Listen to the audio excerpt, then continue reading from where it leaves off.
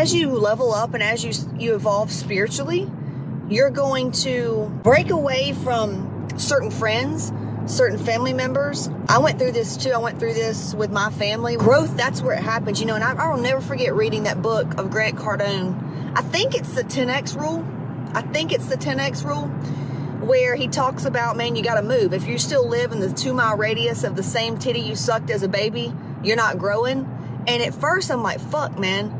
I didn't get triggered. So when people get triggered about that, I'm like, dear God, you've got a ways to go. But it's true. I grew up on a compound. Like, you could walk to my uncle's house, my cousin's house, my grandmother's house, like Skip, the same thing. He grew up walking to his grandma's house. And there's a certain level of growth that just doesn't happen when you stay around that. Eventually, maybe you can move. Now, I also say move, but you can move energetically. Now, I'm going to talk about that, and I'm going to talk about the guilt that comes with it. So those of you that weren't on the coaching call where I talked about me having the hard conversation with my dad, it was kind of like she talks to her mom, and she used to look forward to talking to her mom because, it was fun. Same thing with me and my dad. Like, it felt good talking to him, but I didn't realize what was actually going on. So my dad, it was the same thing. It was like, it was fun talking to him. It was part of life.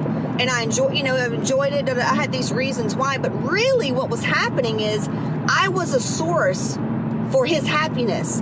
And that's what I felt. That's how, as a child, that's what a lot of us do, especially as an empathic child.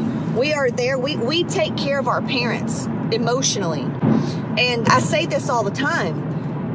My children, I never want them to feel like just because it's Mother's Day, just because it's Easter, that they have to fucking call me or come around me. Like, I don't want that. I don't want you to, if any of my friends, like, do not come over here because you feel obligated because it's my birthday. Like, I want people to be around me where I'm celebrated and they want to be around. Like, you know what I'm saying? Like, and they don't want anything from me. We just we like vibing together, That's how it should be.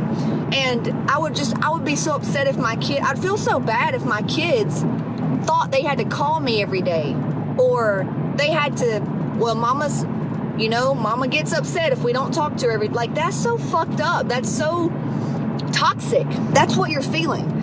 Guilt and shame are different. Guilt is really pointless emotion because we are feeling responsible for somebody else's shit.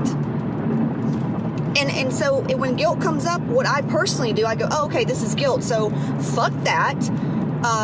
Because I'm emotionally addicted to feeling bad.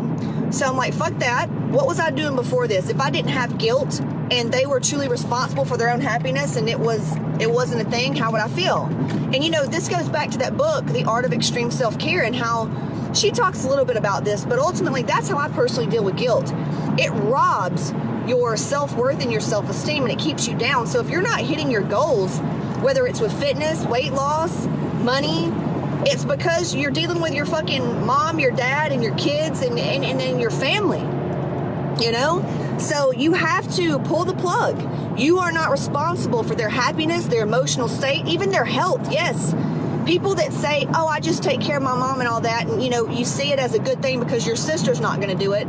First of all, I used to see that and bitch about siblings that didn't do that, but now I realize, after what the healing work that I've done, what would you do? Personally, me, I know what I would do.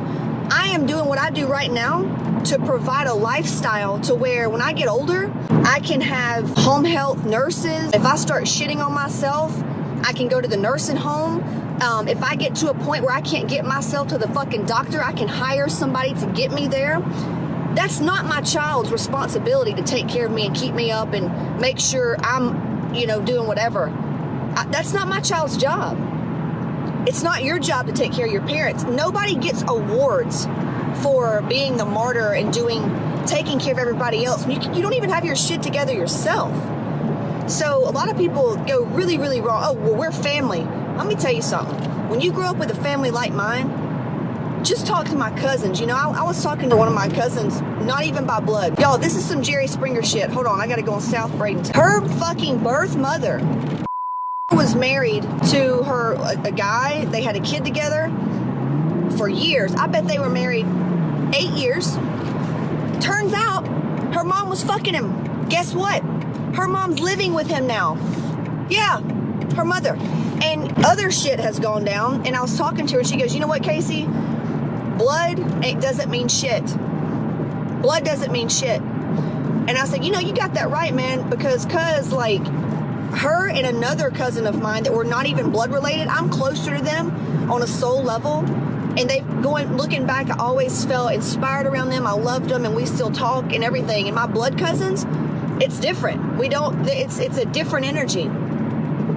So yeah, blood doesn't mean shit to me. And sometimes having that train of thought really keeps you down. It really keeps you not winning in life. And that's why a lot of people that you see that are successful, they're not up their parents' ass every weekend. They're not up their parents' ass or their grandparents' ass. You know, Skip lost both his parents, but man, when you process the loss and the grief and you deal with this shit that we're dealing with now, there's this new level of freedom. When I had to grieve my mom, that was one thing, but grieving my dad was that was like more all at once, because so many things come to play. But the bottom line is, how to deal with the guilt is, if your mom, your sister, whoever's calling, and it's not adding to your life, it's really not. If you need to talk to your mommy or your daddy or your grandma or whoever every day or 3 times a week to feel happy, then you got some work to do yourself. You know, you're still looking for outside validation to feel good, and that's not a vibe. So you're responsible for your own happiness, just like they're responsible for their own happiness. Get out of the toxic family enmeshment, you know, and you get back to what biblical says, honor thy mother and father. I don't even want to hear that, because our mothers and fathers, now, you know, we're not blaming anybody, but that's the reason that we're the way we are. It's, you know, you're not going to grow being around them and trying to fix everybody around you. It's just, I'm telling you, if you want to go fast, you're going to move energetically. You can't pick up and move your family hours away. Energetically, you have to move. You have to act like they're dead. Now, here comes the boundaries. Here's what you can say to your mom and dad. This is what I said to my dad.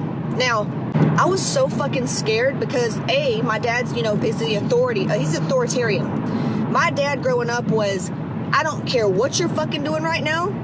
I don't care if you're talking to Jesus and he's in your room. When I say come here, you come here. Now, if y'all have read any of Alice Miller's books, she don't play. She tells you exactly what the fuck that means. All that means is the authoritarian parent has deep, deep wounds of feeling like when they can do that to a child, they feel fulfilled. They feel very important. They're doing it for them. They're not doing it for you. They don't see you as your own person. They see you as you're their child. You're going to do what the fuck they say. But that's why I love Alice Miller. She don't give a fuck. She tells you the truth. And if you're ready for it, you are going to hear it. But I got on the phone with him, and man, I was so scared, y'all. I told you about this on the coaching call. I think I was talking to Paula about it. My dad and I, like, he was the last thing. He was the last, even though he was the enabler, and he is the enabler, and he was the guy that did not protect me from my mother and my whatever else, even though he's Mr. Billy Badass and Mr. Strong Guy. I was so fucking scared to talk to him on the phone because I was going to tell him what I'm about to tell you to tell your peeps. I was like, man, I can't do this. I got to get Skip to be in here with me. I got to get Skip because, y'all, my heart chakra, you can ask Sarah. She's worked on me. You can ask Skip, watching my body language. When my dad, his energy field, I'm shocked he's not calling right now because we're talking. The energy, when he would call me, subconsciously, I would close my heart chakra, right? His energy was that, like it could penetrate me, like with little pins being thrown, little darts being thrown slowly at my aura and energy. Now, going back, I used to think like, well, it's fun, I enjoy talking to him, until I leveled up a little bit more spiritually and was like, oh shit, I see now that it's right? So I did. I was like, fuck it. This resistance, this fear it means I need to pick up the phone. So I did my prayers, you know, just centered myself. And I told him, and I said, you know, here's the thing. I'm growing my business. I'm doing my life. And I don't know how you're going to take this. You guys are probably all going to get off the phone just like you do and talk about everybody. You're going to talk about what a bitch I am and how I moved and think I'm better than everybody. I'm sure y'all are going to talk about me, and that's fine. He didn't say anything. I said, but I want to tell you instead of just, you know, avoiding the phone call. But the positive side is I am very focused right now in my life. The kids are doing great, growing my business. Like, I'm really focused, and it feels wonderful. to be honest, I don't talk to a lot of people, right? I said, but if I don't answer your phone, it's because, A, I realize that talking to you, I'm not responsible for your happiness. I know it makes you happy when you talk to me, but that's where I need to draw the line emotionally, because I realized that I wasn't receiving, you know, XYZ, or whatever. But I just pretty much said, it's not a good thing that you depend on our phone calls to feel good about you as a father. You know, I said, you're responsible for your happiness and how you feel, but you can go to sleep tonight knowing you did a great job and I'm successful. Like, I think that you be proud, because the way we're living right now, like, nobody in our family's done that. So you did a good job. Okay, I'd let him know he did a good job as a dad. Even though my family's jealous, they got these little things, you know, whatever. Nobody, you know, it's a weird pill to swallow when your kids do better than you, right? It's weird. Not for me personally, it's going to be like, motherfuck, yeah, why didn't I wish I could have done that shit when I was fucking 15 or whatever. But it's a different energy. Anyway, I just told him that straight out. And I said, you know, I kind of would like it to be, you know, holidays, maybe birthdays. If we want to come up, we come up. But yeah, I don't want to talk on the phone, you know, phone calls aren't going to be a thing right now. That's just kind of what I said. Phone calls aren't going to be a thing right now. That's pretty much it. And so whatever you take from this, whether you get angry, mad, upset, whatever, I'm not responsible for that. I can't control how you feel. Okay? So there's that. And he just kind of acted a certain way, and then I didn't hear from him. And I called him on his birthday, sent him a gift, because it felt good, not because I felt obligated. Because Christmas time, I didn't send any gifts because I felt obligated in Christmas. So little bitty steps, and I felt so much better after that. And I had to do more energy work around it, because it was so hard to say all of what I said to him. Like, my throat chakra, holy fuck. It was so scary, y'all. Like, this is your parents, for God's sake. Like, we are still that little kid that we look up to our parents. We don't want to get in trouble. We want to be a good girl, and we're scared to get in trouble. Like, I was even scared of when I wasn't answering the phone, and I live 7 hours away. I was scared that he was going to drive down like he used to do in high school, where he would like embarrass me if I wouldn't answer the phone, or I didn't even answer I didn't do that shit because I was so scared. But I was terrified of my dad. Terrified of my father. And I would go through these things like crying at night thinking, Skip, what if he drives down here and he's like, Casey, he's not. Like, psychically, he's not. And I'm like, fuck, man, I'm traumatized right now. So I understand the fear you have when it comes to not wanting to tell your parents, like, hey, can't talk, or your sister, hey, can't talk. You gotta do it, though. You gotta do it. You gotta do it. Do the hard shit, man. This is when I say, are you willing to do the hard work? When we talk on the Hot Moms call to get you in here, are you willing to do the work? You're like, oh yeah, I'm so ready. Well, this is it.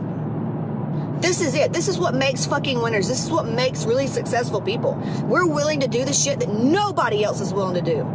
And it's not waking up at 5 a.m. or fucking not eating cake. It is telling your mother or father or your sister or your brother, hey, I can't take mom to the doctor. Matter of fact, don't even call me anymore. Y'all take it and do your fucking drama yourself. Holidays roll by, Easter, fucking Christmas. I don't give a fuck what it is. Mother's Day, don't go. You're the mother now. Build your own life. That's what a good parent wants. That's what a good parent wants. I want my kids to go build their own life. If you're a good parent and you've done the emotional work, they're going to want to be around you. They're going to want to do the right thing. And if they don't, then that's something you got to fucking deal with. Does it make sense? So take the guilt, throw it in the ocean, get back to what you were doing, step back in your power, stop giving them your power. You're not responsible for their happiness. You're not responsible for their health. You're not responsible for their money. You have to tell them that. If not, you are the fucking enabler. You're as bad as they are. You're giving them the crack cocaine. You're giving them the money to go buy the pills.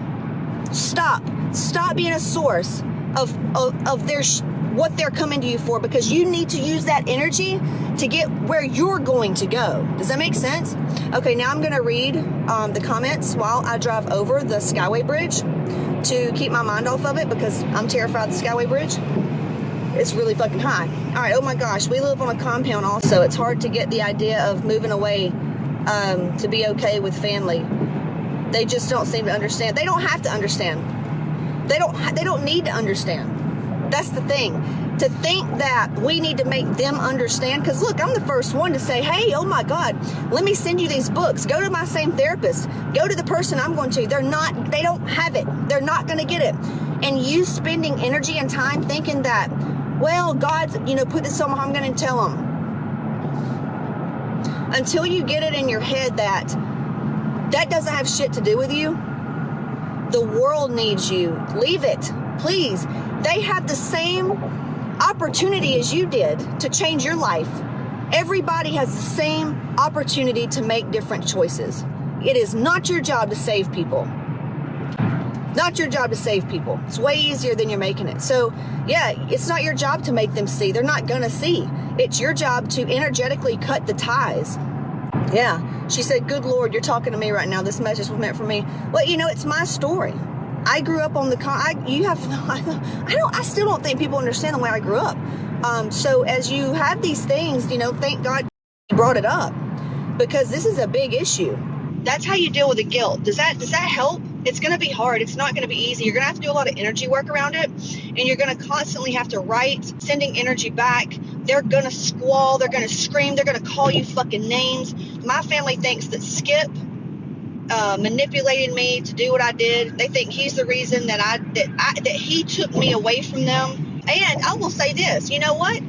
Pulling away from Dad has opened me up to fully embrace Skip as a husband, because I didn't realize that my dad's energy was taking up so much space. And so when I see these girls that are up their dad's ass and they're married, I'm like, you're not a wife.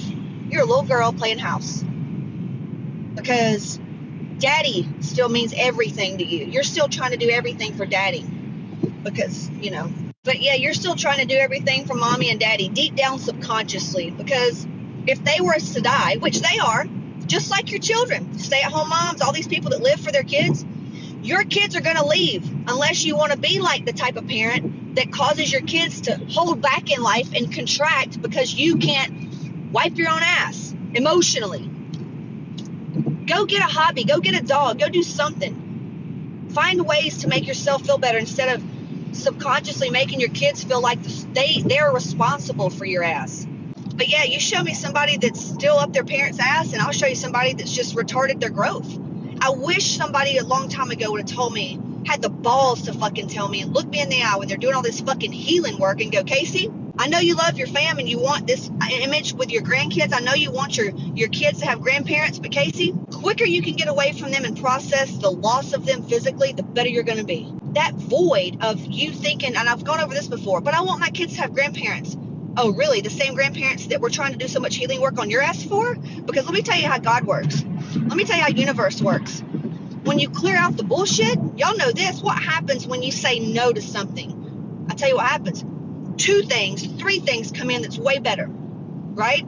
So when you close the door energetically for the bullshit that your family's causing, or that this image that you have in your mind of wanting to move closer to your family so that your kids can have grandparents or aunts and uncles or cousins, when you energetically become a match for the life that you really want, God's going to bring you somebody that fills that space. Example, we moved to Florida. We didn't know anybody. We had to get on care.com just to find fucking nannies. But the people skills and just being who we are, we found phenomenal human beings because we were a vibrational match for a certain type of energy. And we found people that filled the void of of their uncle. So my brother's 10 years younger than me. He's 20. How old am I? He'll be 25. Yeah, 24, 25. We found a couple families that have the same aged boys. And man, I'm telling you what, these kids, they're collegiate athletes, got a good head on their shoulders. I'm proud of them for who they are. And they show my boys love like an uncle would. And I love them like an uncle family-ish thing. Janice, our nanny's coming down to Orlando, so we're going up to meet them this week because she's not family either. Hell, her skin's not the same color as mine, okay? Obviously, we're not related. But I'm going to go on a trip 2 hours and book a thing to go see her because I fucking love her, man. I love her. I've got a spot for her vibrationally, energetically as like an auntie or a sister or something like that. You know what I mean? And it's way easier this way. Way easier. The grandparent role. We've met so many people, obviously, in Sarasota, the retirees, you know, people with money come down or they retire here in Sarasota. We found Rob and Sarah, you know, the New Yorker people. They show my kids love. They get them gifts. They don't get to see their grandkids because their kids live, one's in Australia, one's in Midwest. So they treat little kids, you know, they treat them like they would their grands. And my kids get the feeling of that because it's not, you know, the way I grew up of being pawned off to my grandmother's because my mom couldn't watch me and depended on her parents and all to watch me because she didn't have childcare. You know, that's all. That's not cool. Like, I'm not doing what I do right now for my kids to have babies and then I'm the nanny. I've got a life to live. I'm gonna watch my grands, okay? But I'm also, if my grands need that much help, I'm gonna get a fucking nanny to help me so that, you know, I can do what I need to do and my grands get what they need. Because a grandmother's more than a babysitter. Do you see what I'm saying? It's crazy, right? So, yeah, if you really want to grow fast, move away from your adult kids and your parents energetically. Act like you need to process the grief and the loss of a parent, sibling, aunt, uncle, whatever it is that you're, you know, that's causing this energetic drain. Process the loss of that, and then when the scab grows over it, now you can recreate what you actually want. You call the shots. How do you want it to be? Do you want to talk to them once a year, twice a year? How do you want it to be? Just like your life. How much money do you want? Why do you want it? What do you want your body to look like? Okay, how's it going to feel? Like, cool. You do that with the relationships in your life as well. Stevie said this hit home, definitely got some energy work to do. Hell yeah, high five. Don't we all? But I would give anything if somebody would have told me that a long time ago. And I promise you, like everything else I've told you, the hard stuff, I promise it's worth it. The radical freedom, a life you're like, oh my God, I'm so taken care of. Yeah, totally. And you know what? If your parents are decent, like if they're emotionally, spiritually a little bit more mature than mine and not as toxic, they're going to be like, oh, you're right. And they're actually going to like it. They're actually going to be like, oh, fuck, all this time. I thought my daughter needed me. Thank God. And now you're freeing your parents up. You know, look at it that way. Free them up. Release them. Set them free. Set them free. Okay? If you have a need to be needed, now that's a problem. Now we got that codependent bullshit. You're the source of what you seek outside of yourself. We just got to clear out the bullshit so that you can feel that and understand that. So yeah, you could look at this both ways because not all parents are like mine. You look at it as freeing them up, okay? If anything, literally. They have the same choices as you do to get right. What does letting go look like? They're responsible for their own shit, but you can't just ghost them. You have to emotionally be mature to say, hey, mom, or hey, cousin Rita, or whoever it is, and you need to tell them, hey, and there's no need to attack. No need to attack. Just say, hey, here's what's going on in my life spiritually. It has nothing to do with you. It's not your problem. Please don't feel responsible. But if I don't answer the phone, I'm just really focused right now, and I'm trying to do a lot of spiritual work on myself. And if, you know, here's how I would like it to be. And if that's okay with you, great. If it's not, you know, I'm sorry for the way you feel, but there's nothing I can do about it.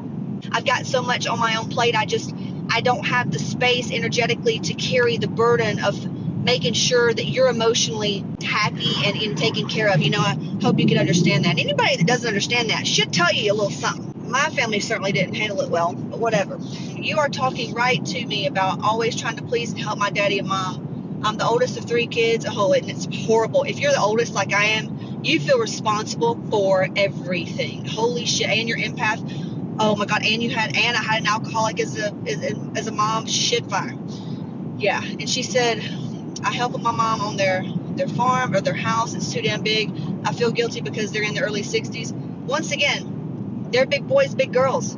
They can do it themselves. You know, Alicia, one of our students, she had massive success because when she first started, we went over a lot of shit. Well, I'm going out here. My mother-in-law's really like controlling, and she's like, I've got this plan for y'all. And she goes, Casey, I'm like hyperventilating because she didn't want to be, you know, the bearer of bad news, make her feel guilty. And we came up with some shit and did all this stuff, even with her mom. Her dad passed away and her mom was left like stay-at-home mom, didn't know how to fend for herself, and Alicia felt responsible. Alicia's got 2 kids, a high-level job, husband, like, oh, and all this shit. And boy, when she released all this energetically and became like, I'm not responsible for making my mother feel important, she went shoot up.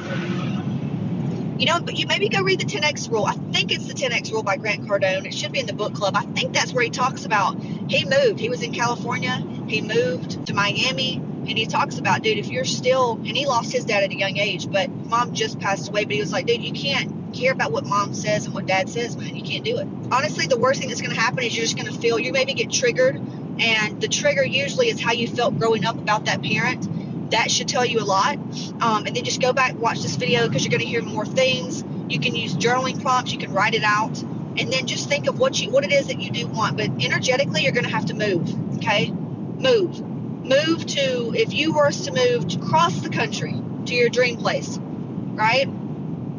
You can't make it. You can't make it on those holidays. Your life will drastically improve. Your mental health will improve.